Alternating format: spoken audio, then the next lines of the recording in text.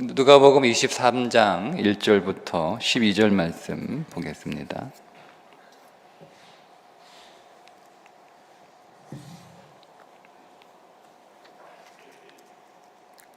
자, 우리 함께 읽겠습니다.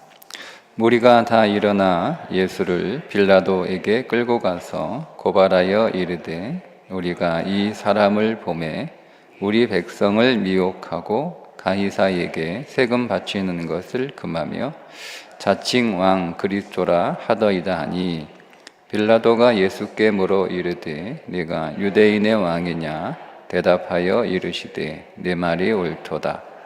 빌라도가 대제사장들과 무리에게 이르되 내가 보니 이 사람에게 죄가 없도다 하니 무리가 더욱 강하게 말하되 그가 온 유대에서 가르치고 갈릴리에서 시작하여 여기까지 와서 백성을 소동하게 하나이다. 빌라도가 듣고 그가 갈릴리 사람이냐 물어 헤롯의 관할에 속한 줄을 알고 헤롯에게 보내니 그때에 헤롯이 예루살렘에 있더라. 헤롯이 예수를 보고 매우 기뻐하니 이는 그의 소문을 들었으므로 보고자 한지 오래였고 또한 무엇이나 이적 행하심을 볼까 바라던 연고로라. 여러 말로 물으나 아무 말도 대답하지 아니하시니 대제사장들과 서기관들이 서서 힘써 고발하더라. 헤롯이 그 군인들과 함께 예수를 업신여기며 희롱하고 빛난 옷을 입혀 빌라도에게 돌아보내니 헤롯과 빌라도가 전에는 원수였으나 당일에 서로 친구가 되니라. 아멘. 우리 요일로 일요일 어제 예수님께서 나귀 타고 예루살렘에 입정하시고 난 뒤에 잠시 성전을 둘러보시고 다시 베다니로 나가셨다가 베다니에서 하루 저녁 주무시고 아침 일찍 성전을 가시기 위하여 나오시고 도중에 열매 없는 무화과 나무를 조조하시고 성전을 정화하십니다. 성전을 정화하시기 전에 무화과 나무를 조조하신 것은 당시 성전이 열매 없는 성전, 당시 신앙이 열매 없는 종교였다는 것을 보여주고 계시는 것이고, 성전을 정화하시는 건 역시 그냥 깨끗하게 하시는 정도의 수준이 아니라 더 이상 열매 없는 성전, 열매 없는 종교, 열매 없는 죽은 그런 신앙을 저주하셔서 그 성전을 새롭게 하시는 예수님의 사역인 것을 보여주고 계십니다. 그렇게 월요일 성전을 정화하시고 화요일 성전에서 가르치신 예수님은 성경의 수요일 행적은 기록되어 있지 않습니다. 아마도 제자들과 함께 지내셨던 것으로 보여집니다. 그리고 목요일 이제 유월절을 위하여 유월절 식사를 제자들에게 준비하게 하시고 목요일 유월절을 지내십니다. 일반적으로 유대인들의 유월절 날짜는 14일입니다. 주님은 13일에 유월절을 지내셨으니 하루 앞당겨서 유월절을 지내신 것이고, 그 유월절을 하루 앞당겨 지내신 것은 이제까지의 모든 유월절이 그 다음 금요일에 예수 그리스도로 인하여 완성되기 때문에 그렇습니다. 더 이상 이제 그리스도 안에서 있는 모든 자들은 절기로서의 유월절을 지킬 필요가 없게 되는 거죠.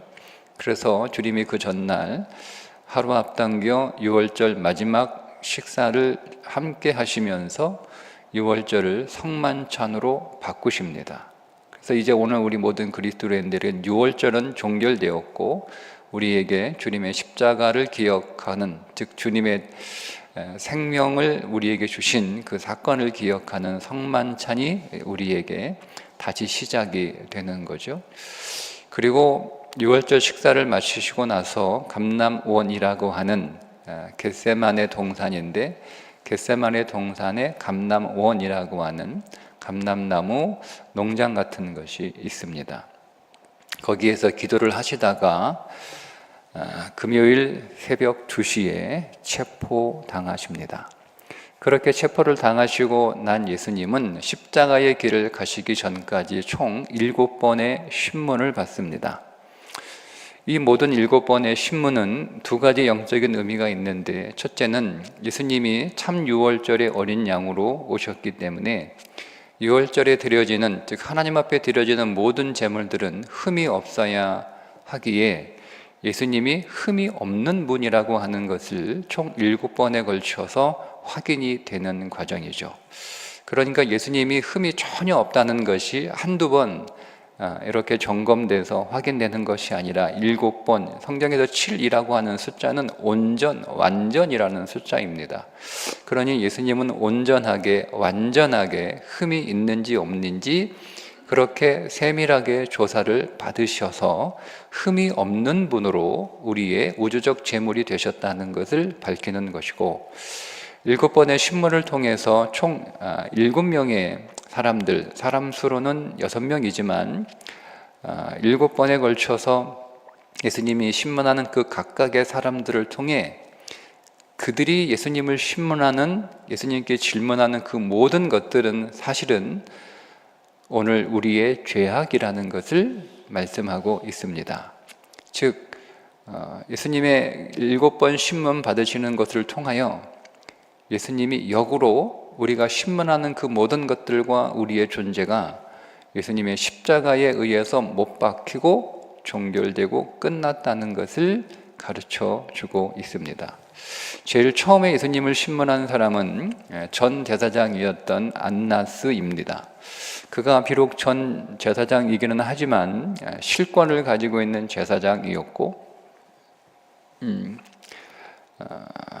그의 세 아들과 사위까지 제사장이 될 만큼 막강한 힘을 발휘하고 있는, 영향력을 발휘하고 있는 사람입니다. 그 안나스에게 제일 먼저 신문을 받으십니다. 안나스가 예수님을 신문하는 것은, 안나스는 전통을 상징합니다. 그러니까 전통이 예수님을 신문하는 거죠. 그런데 그 전통에도 예수님은 전혀 흠이 없는 분이다라는 것을 말씀하고 있습니다. 안나스가 예수님을 신문하는 것은 전통이 예수님을 신문하는 것인데, 역으로 그 전통이, 우리의 모든 전통이 그리스도 예수에게 못 박혔다는 것을 말씀하고 있습니다. 그리스도 안에서 우리의 모든 전통들이 다 못 박혔고 우리는 이제 날마다 새로운 삶을 살아가는 거죠. 우리의 어제는 다 예수 그리스도 안에서 못 박혔고 우리는 어제의 연장으로, 과거의 연장으로 오늘을 살아가는 것이 아니라 우리는 날마다 새로운 날을, 새로운 시간을 살아가는 것이라는 것을 말씀하고 있습니다. 그 다음 두 번째 신문은 그의 사위였던 현직 대제사장인 가야바에게 신문을 받습니다. 가야바는 종교를 대표하는 인물입니다. 유월절은 모형이죠. 유월절은 모형, 이스라엘 백성들에게 가장 중요한 절기는 유월절이고 그 유월절은 모형입니다. 유월절에 드려지는 양도 모형입니다. 즉 참 유월절은 예수 그리스도가 십자가에 못 박히시는 것이 참 유월절이고 그 유월절의 모형이 지난 모든 유월절의 절기들이에요. 그러니까 출애굽 이후에 그 유월절은 하나를 향하여 목적지가 한 곳인데 그게 예수 그리스도가 십자가에 달려 죽으시는 그 날이 목적지예요. 그 날을 향해서 계속 이렇게 달려오고 있었던 거예요. 유월절에 됐던 그 모든 양들은 참 양이요 참 제물이신 예수 그리스도의 모형입니다. 그 모형들을 계속 드리면서 참 유월절이 온다는 거예요. 그게 헤브라임이죠. 진짜 유월절이 온다는 거예요. 진짜 양이 우리들을 위하여 온다는 거예요. 그것을 기다리면서 이스라엘 백성들은 유월절기를 지냈고 그 유월절에 양을 잡아 그 양고기를 먹으며 유월절 식사를 했던 거죠. 근데 진짜 유월절이 왔어요. 참 유월절이신 예수 그리스도가 오셨고 참 유월절의 제물이신 예수 그리스도가 유월절에 양으로 오셨어요. 그런데 그 예수 그리스도를 모르는 거죠. 모르는 거예요. 예. 그래서 그 모형에 갇혀 있는 거예요. 그게 종교예요. 예. 우리가 예배를 드리는 것은 그 예배에 다 모형입니다. 다 모형입니다. 예. 우리가 드리는 예배들은, 우리가 드리는 찬송은 다 누구를 향해야 되죠? 우리가 드리는 모든 예배는 다 그리스도를 향해야 되고, 우리가 부르는 모든 찬송은 다 그리스도를 향해야 되는 거예요. 예. 심지어 우리가 읽고 있는 그 모든 성경의 각각의 구절들은 하나도 빠짐없이 다 그리스도를 가리키고 있습니다. 그런데 그 그리스도를 예배하지 않고, 그리스도를 찬송하지 않고, 그리스도를 말하지 않고, 그리스도를 전하지 않고, 그리스도를 보지 못하는 그 모든 것들이 다 종교입니다. 그 가야바가 예수님을 신문하고 있는 겁니다. 그거를 거절하는 거죠. 우리가 예배하고 찬송하고 기도하고 우리가 말씀을 읽는 가운데서 그리스도를 만나고 그리스도를 발견하고 그리스도를 생명으로 취하고 그리스도를 양식으로 먹어야 되는데, 그 그리스도를 우리가 보지 못한 채 그저 우리가 읽는 성경 안에서 윤리와 교훈을 배우고 자기 개발과 인간의 처세를 우리가 거기서 발견하고 있다면, 우리가 드리는 그 예배의 목적이 그저 나에게 복이 더 임하기를, 복을 구하는 기복이 전부라면, 우리가 부르는 찬송이 그저 좋은 음악에 불과하다면 그건 종교입니다. 그 종교가 예수 그리스도를 신문하는 것인데, 그것은 그리스도의 십자가에 종교가 못 박혔다는 것을 말씀하고 있습니다. 그리고 가야바의 신문이 끝나고 산헤드린이 열리려면 날이 밝아야 되는데, 날이 밝으려면 시간이 좀 더 걸리고, 그리고 빨리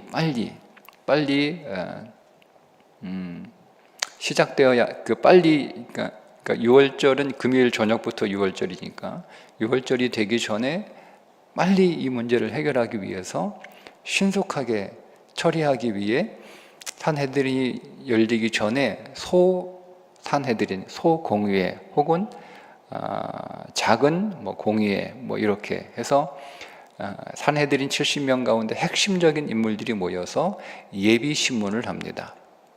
그 예비 신문은 전통이죠. 그 지식이죠. 자기의 경험과 자기의 정체와 자기들의 이해관계와 자기들의 지식과 자기들의 교리 안에서 예수 그리스도를 신문하고 있습니다. 그러니까 이런 것들이 예수 그리스도를 좀 대적하고 있다는 것이고, 그리고 그런 자기 지식과 자기 경험과 자기 교리가 예수 그리스도의 십자가에 못 박혔다는 것을 말씀하고 있습니다. 그리고 나서 산헤드린 공의회가 날이 밝아 열리게 됩니다. 산헤드린 공의회는 율법으로 예수님을 판단하죠. 즉 율법이 참 율법이신 그리스도를 신문합니다. 율법을 정하신 예수 그리스도를 그나마 제대로 지키고 있지 못하는 사람들이 그 율법의 완성이신 예수 그리스도를 신문하고 있는 거예요. 그것은 예수 그리스도의 십자가에 율법이 못 박혔음을 말씀하고 있습니다.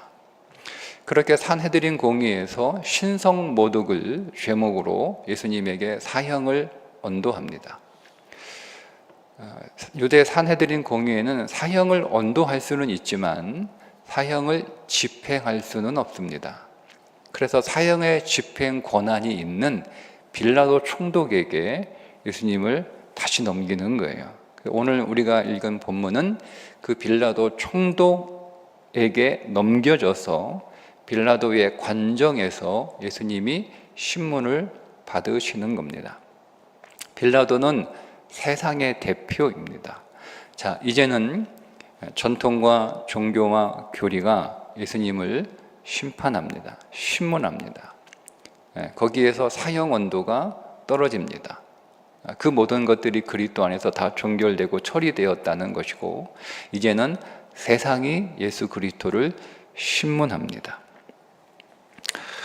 세상이 예수 그리스도를 신문한다라고 하는 것은 역으로 말하면 예수 그리스도의 십자가에 세상이 못 박히고 세상이 종결되었다는 것을 말씀하고 있습니다.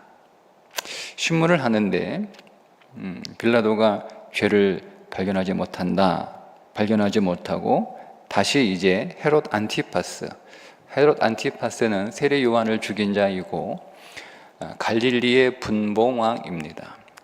그 갈릴리의 분봉왕에게 헤롯 안티파스를 넘겨서 헤롯 안티파스가 6번째 신문을 하게 됩니다. 헤롯 안티파스는 육체죠. 육체의 이득을 대표하는 사람, 육체의 이득을 위해서 살았던 대표적인 사람이 헤롯 안티파스입니다. 믿어도 육체로 믿고 기적을 요구하는 신앙이 헤롯 안티파스입니다. 자, 그 육체가 예수님을 신문하는 것은 예수님을 대적하는 것이고, 그 예수님을 대적하는 그 육체가 역으로 그리스도의 십자가에 못 박혔다는 거죠. 이렇게 6번 신문을 받습니다. 내일 7번째 다시 빌라도에게 옮겨져서 마지막 신문을 받으시는 내용이고요. 자, 빌라도의 신문을 좀 자세히 더 보도록 하겠습니다. 산헤드린이 빌라도에게 넘기기 전에 사형을 언도할 때 예수님의 제목은 신성모독이었습니다. 왜 신성모독이냐? 인자가 하나님 우편에 앉아 있을 거다, 이렇게 얘기를 하니까, 하나님 우편에 앉아 있다라고 하는 것은 그 존재가 하나님이라는 뜻이고, 곧 예수가 하나님이라고 스스로 말하는 것이다 라고 여겨져서 참담하다, 하나님을 모독했다, 그 하나님을 모독한 죄로 사형이 언도가 되는데, 하나님 맞잖아요. 예수님 하나님 맞잖아요. 근데 예수님이 하나님 맞는데, 하나님이 하나님이라고 얘기했는데 그거를 신성모독이라고 얘기했다는 거죠. 그거를 받아들이지 못해서 예수님을 사형으로 언도하게 되는데, 그 예수님에게 신성모독이라고 했던 그 죄가 우리의 죄입니다. 우리가 그리스도 십자가 안에서 심판받은 죄 가운데 하나가 우리가 하나님을 모독했죠. 내가 언제 하나님을 모독했나? 이렇게 생각할 수가 있는데, 여러분, 에덴에서 아담이 하나님의 계명, 선악을 알게 하는 나무의 열매를 먹지 말라라고 하는 하나님의 계명을 어긴 것만이 죄가 아니고, 계명을 어겼다라고 하는 것은 하나님을 모독했다는 말입니다. 자식들이 부모의 말을 안 들어서 여러분 화가 나기도 하지만, 정작 우리를 화나게 하는 건 자녀가 부모를 부모로 인정하지 않는 것 때문에 더 화가 나는 거잖아요. 그런 것처럼 우리가 계명을 지키지 않은 것은 단지 계명을 지키지 않는 것으로 끝나는 것이 아니고, 그 계명을 지키지 않는 것의 본질은 하나님을 모독하는 거죠. 그 하나님을 모독하는 죄가 바로 우리의 죄고, 우리의 그 죄가 십자가에서 심판을 받아 끝났다라는 것을 말씀하고 있습니다. 그렇게 산헤드린에서 신성모독으로 예수님의 사형을 언도하고 이제 최종 사형을 집행하기 위해서 빌라도에게 넘기는데, 빌라도에게 넘길 때 예수님의 제목이 오늘 본문에 보면 3가지입니다. 첫째는 백성을 미혹하게 했다. 두 번째, 가이사에게 세금을 내지 말라고 했다. 세 번째, 자칭 왕이라고 했다라고 하는 3가지 제목입니다. 그런데 이 3가지 제목은 동시에 우리의 죄입니다. 우리가 세상에 미혹되어 있지 않습니까? 우리가 세상을 사랑하고 세상을 원하고 세상을 좋아하고, 그 세상에서 우리의 존재가 확인되어야 되고, 그 세상을 더 많이 소유해서 그 세상을 자랑하고 싶어 하고, 그게 우리가 세상에 미혹되어 있잖아요. 세상을 쫓아가고 세상을 따라가고 세상에 빠져 있고, 그렇게 오늘 우리가 세상에 미혹되어 있는 그 죄입니다. 가이사에게 세금을 내지 말라라고 말씀을 하셨다라고 하는데, 그렇게 말씀하신 적은 없어요. 가이사의 것은 가이사에게, 하나님의 것은 하나님에게, 이렇게 분명히 말씀을 하셨음에도 불구하고 그 말씀을 왜곡하여 가이사에게 세금을 내지 말라고 선동했다, 이렇게 모함을 하는 거죠. 성경에서 세금은 그 백성이 된다는 뜻입니다. 그냥 돈을 내는 게 아니에요. 성경에서 세금은 내가 그 백성이 되겠다라는 거예요. 즉 오늘 우리의 죄는 세상의 백성이 되었다라고 하는 거죠. 세상을 섬기고 세상에 순종하고 세상을 따라가는 것. 세상의 모든 것에 나의 모든 삶들을 맡기는 것. 나의 존재가 세상을 위하여 존재하고 그 세상을 추구하는 것. 그게 세상에 세금을 내는 거예요.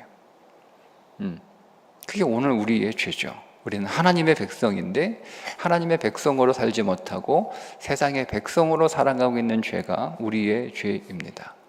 또 우리는 하나님께 내어야 될 세금이 있는데 하나님께 내야 될 세금은 믿음이라고 하는 세금을 하나님 앞에 내야 되는데 그 믿음이라고 하는 세금을 우리가 온전히 제대로 내고 있지 못하니 그것 또한 우리의 죄목입니다. 그리스도가 왕인데 그리스도를 왕으로 인정하지 않고 내가 왕이 되어 내가 왕노릇하거나 또 누군가가 내 인생의 왕이 되어 누군가가 내 인생에서 왕노릇하게 하는 삶을 살고 있으니 그것 또한 우리의 죄목입니다. 그러니 예수님을 고발했던 이 세 가지의 죄목은 거꾸로 우리의 죄목이 되는 것이고 그 우리의 죄목이었던 이 세 가지 죄목이 예수 그리스도의 십자가에서 끝났고 종결되었다는 것을 말씀하고 있습니다. 빌라도가 물어봅니다. 예수님에게 네가 유대인의 왕이냐 이렇게 물어봐요. 즉 빌라도가 생각하는 예수님은 유대인의 왕일 뿐입니다. 근데 예수님은 유대인의 왕 맞죠? 예수님의 유대인의 왕이시면서 동시에 만왕의 왕이시지 않습니까? 그런데 빌라도는 예수님을 유대인의 왕 정도로밖에 생각하지 않는 거예요. 그게 빌라도의 죄였습니다. 자, 우리는 어떻습니까? 여러분, 우리의 믿음이 세상에서도 통한다고 믿고 있나요? 우리가 하나님을 믿고 있지만, 우리가 말씀을 믿고 있지만, 우리가 믿는다라고 말하지만 우리는 적지 않은 경우에 우리의 믿음은 그저 교회에서만 통하고 세상에서는 통하지 않는다라고 생각하고 있지 않나요? 우리의 믿음은 믿는 사람들끼리 안에서만 그 믿음이 얘기되고 믿음이 통하는 거지 그렇지 않는 사람들에게서도 오늘 우리가 믿음을 말하고 믿음을 살아가고 믿음이 통하는 삶을 살고 있습니까? 그렇지 않잖아요. 우리는 때로는 우리 안에 믿음은 교회 안에서만 통한다라고 생각을 합니다. 우리가 믿는 사람들끼리 모여있는 그 믿음의 모임 안에서만 믿음을 얘기하는 거지 그렇지 않은 세상에서는 믿음은 또 통하지 않고 믿음을 얘기해봐야 얘기도 안 되고 이런 크게 여러분 빌라도가 네가 유대인의 왕이냐? 라고 질문하는 거예요. 그 죄가 우리에게도 있습니다. 믿음이 교회 안에서만 믿는 사람들끼리 그 안에서만 통한다라고 하는 예수 그리스도는 만왕의 왕이시잖아요. 우리가 그것을 믿고 고백한다면 우리들만의 왕이 아니고 믿는 자들만의 왕이 아니고 믿는 자들만을 통치하시는 주권자가 아니고 만왕의 왕이시니 이 온 세상의 왕이시고 이 온 우주의 왕이시고 지금도 그분은 이 온 세상을 통치하시고 주관하시고 이 모든 우주와 만물을 통치하시고 주관하시고 섭리하신 분이다라고 우리가 고백해야 되는데 그렇게 고백하지 못하는 오늘 우리의 빌라도의 신앙이 십자가에 못 박혀야 되는 거예요. 그것이 오늘 우리에게 못 박혔어요. 더 이상 그리스도는 우리들만의 왕이 아니고 온 세상의 온 우주의 왕으로 고백하는 그 신앙이 십자가와 부활을 통하여 우리 안에 다시 일어나야 될 줄 믿습니다. 그렇게 질문을 통해서 예수님을 신문하지만 빌라도는 예수님의 죄를 찾지 못합니다. 빌라도가 3번에 걸쳐서 예수님이 죄가 없다, 오늘 4절, 15절, 22절에 예수님은 죄가 없다, 죄를 찾지 못하겠다라고 예수님의 흠없음을 선언합니다. 그런데 어쨌든 죄가 없다라고 말하지만 이게 껄끄러운 재판인 거예요. 빌라도의 입장에서는 자기가 아무리 봐도 이 정치적인 문제 같지는 않고 저기들끼리의 종교적인 문제 같은데 이거를 자기에게 공을 넘긴 거잖아요. 껄끄러워요. 그런데 신문을 하다 보니 예수님이 갈릴리 사람인 것을 알게 됩니다. 당시 로마법에 의하면 1차적 재판권은 그 지역의 분봉왕에게 있었습니다. 그러니까 예수님이 갈릴리 사람이니까 예수님의 1차적 재판 권한은 누구에게? 갈릴리의 분봉왕이었던 헤롯 안티파스에게 있었던 거죠. 그래서 잘됐다. 껄끄러운 재판. 그래서 마침 갈릴리 북쪽에 헤롯의 좋은 별장이 있는데 6월절이기 때문에 헤롯이 예루살렘에도 헤롯의 별장이 있어요. 헤롯이 마침 6월절이라 예루살렘에 와 있었던 터라 멀리 갈릴리까지 갈 필요가 없잖아요. 그래서 그 헤롯 안티파스에게 예수님을 보냅니다. 헤롯 안티파스 오늘 8절에 보면 헤롯이 예수를 보고 매우 기뻐하니 이는 그의 소문을 들었으므로 보고자 한지 오래였고 또한 무엇이나 이적 행하심을 볼까 바랐던 연고라라. 헤롯은 오랫동안 예수님을 보고 싶어 했습니다. 세례 요한을 죽인 헤롯 안티파스입니다. 왜 예수님을 보고 싶어 했을까요? 오늘 나오죠. 이적을 보고 싶어서 무엇이나 이적 행함을 볼까 하는 기대로 예수님을 만나고 싶었던 거죠. 헤롯은 말씀드린 것처럼 육체로 사는 사람의 대표입니다. 그래서 헤롯 안티파스는 예수님을 믿어도 하나님을 믿어도 육체로 믿습니다. 육체로 믿을 뿐만 아니라 늘 기적을 요구하는 거죠. 기적을 요구하는 거예요. 그게 헤롯 안티파스의 신앙입니다. 헤롯 안티파스는 예수님이 오병이어로 많은 사람들을 먹이셨다라고 하는 것을 들었어요. 그 기적을 보고 싶은 거죠. 그러나 그 자신이 굶주린 자라고 하는 사실을 깨닫지 못하는 자입니다. 예수님이 눈먼 자를 고쳤다라고 하는 소문을 들었겠죠.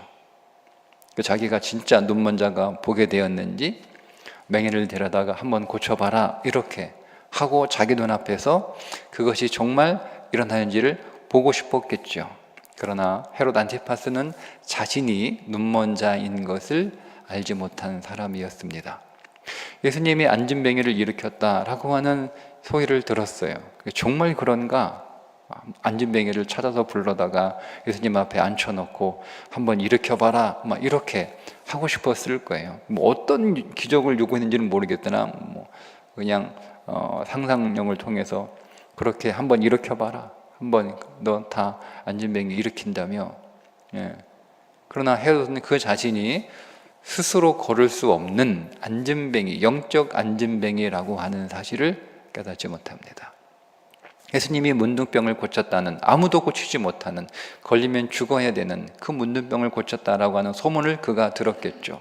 문둥병 데려다가 한번 고쳐봐라, 낫게 해봐라, 피부를 한번 새하얗게 돌아오게 해봐라, 이렇게 요구하고 싶었겠죠. 그러나 헤롯 안티파스는 자신이 영적 문둥병자인 것을 깨닫지 못한 자였습니다.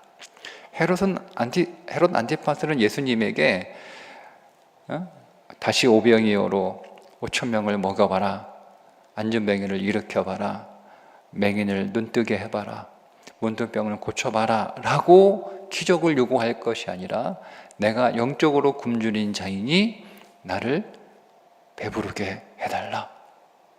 나는 늘 갈급하고 늘 허전하고 늘 공허하고 아무리 좋은 별장에서 살아도, 아무리 좋은 옷을 입어도, 아무리 좋은 것을 소유해도 나는 늘 허기진 자인데 나를 배부르게 해달라, 이렇게 기도했어야 되는 거예요.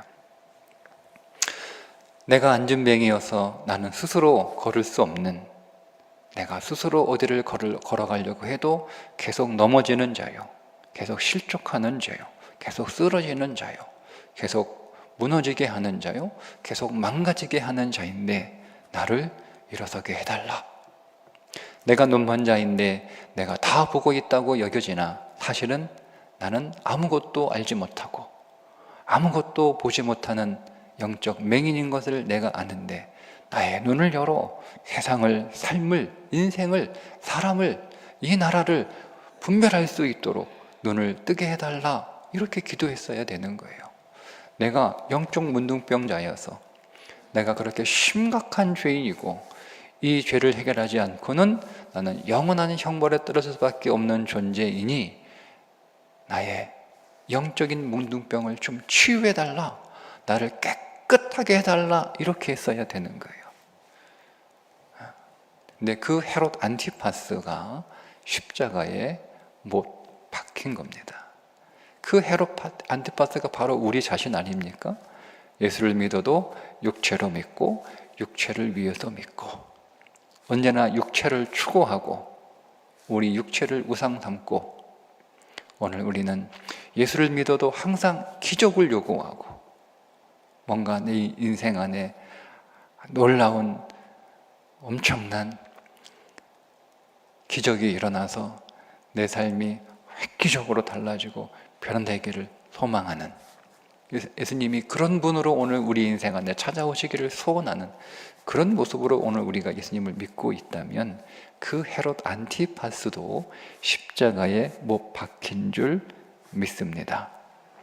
이렇게 예수님을 신문했던 오늘 6명의 사람들은 바로 우리들의 모습인 거죠. 우리들의 모습. 우리는 이 사람들을 통해서 나 자신을 봐야 되는 거예요. 내가 얼마나 전통적인 사람인지, 내가 얼마나 종교적인 사람인지, 내가 얼마나 지식과 교리에 묶여있는 사람인지, 내가 얼마나 율법적인 사람인지, 내가 얼마나 세상에 속한 사람인지, 내가 얼마나 육체적인, 육신적인 사람인지 이것을 우리가 이들을 통해서 만나게 되고 그것이 내 모습인 것을 발견하게 되고, 근데 이것을 내가 처리할 수 없잖아요. 놀라운 것은 주님이 이런 나를 처리하시기 위하여 나를 찾아오셨고 십자가에서 나와 함께 못 박히심으로 그때 주님 홀로 못 박히신 것이 아니라 주님이 내 대신 못 박혔을 뿐만 아니라 나와 함께 못 박히셨으니 나도 그 십자가에서 함께 죽어 종결되고 끝난 줄 믿습니다. 이 얼마나 놀라운 일들인가요? 예수님은 이 신문을 끝내시고 내일 우리가 나누게 될 십자가의 길을 하나 한 걸음 한 걸음 이렇게 걸어가시게 됩니다.